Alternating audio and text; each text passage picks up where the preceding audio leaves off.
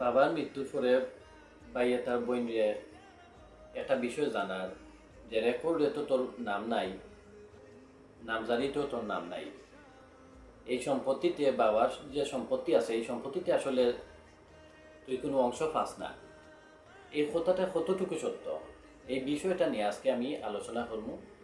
তো দেখুন, এরকম যদি কোনো বই না আসলে এরকম পরিস্থিতি শিকার হইন, এরকম কোনো জালিম বাইয়ের পরিস্থিতি শিকার হন, তাইলে আপনারা করণীয় কিটা? প্রথমে আসলে এইরকম যে পরিস্থিতি শিকার যে বই নকল হইবা, আসলে প্রথমে আপনারা যে ইউনিয়ন আছে, সংশ্লিষ্ট ইউনিয়ন পরিষদ আছে, এই ইউনিয়ন পরিষদ থাকিয়া আপনারা যে উত্তরাধিকার সনদপত্র আছে এই উত্তরাধিকার সনদপত্রটা উঠাইবা। বা যদি উত্তরাধিকার সনদপত্রে পূর্ববর্তীতে বাইয়েরা চক্রান্ত করে কোনো ধরনের ভুল করিয়া থাকে, তাইলে এই উত্তরাধিকার সনদপত্র আসলে সংশোধনী করাইবা।